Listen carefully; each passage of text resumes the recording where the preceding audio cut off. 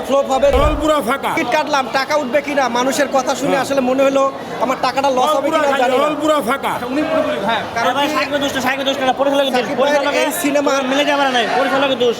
এই সিনেমার আমরা ট্রেইলার দেখেছি বা যা যে অংশ মনে মনে হচ্ছে আসলে বরবাতের মতো সে এটা ভাইব কাঁপাবে না, এটা ফ্লপ হবে। যেহেতু নতুন ডিরেক্টর, সে আসলে শাকিব ভাইকে প্রপারলি এন্ট্রোল করতে পারে না। তার যে একটা এটা আসলে শাকিব ভাইকে সেটা দিতে পারে। যে টাকাতে টিকিট কাটা হচ্ছে সে টাকাটা কি উসুল হবে কিনা সিনেমা দেখে মনে হয় না, তারপরও আপনাদেরকে লাস্টে বলতে পারবো। কারণ কি মনে হয় না উঠবে, কারণ অনেক টাকা টিকিটের ব্ল্যাকে টিকিট কাটছি 200 টাকার টিকিট 400 টাকা 800 টাকা দিয়ে কাটছি। মানে 800 টাকার টিকিট, তার মানে আপনার লসে যাচ্ছে। লসে যাচ্ছে। শুধু তাকে ভালোবাসি, তার সিনেমা দেখি, প্রতি বছর সে ভালো সিনেমা দেয়।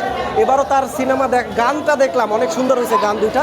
এবং সবচেয়ে লিজেন্ড একজন কণ্ঠশিল্পী, সেও এই সিনেমায় গান গাইছে। আসলে তার মান সম্মানটা থাকবে কিনা এটা আসলে আমরা বলতে পারবো না। আপনারা জানেন, অনেকের মুখে শুনবেন। বাট আমি আসলে যদি লস খাই, এই টাকা আমি ডিরেক্টরের থেকে নিব যদি আমি বেঁচে থাকি। ঠিক আছে।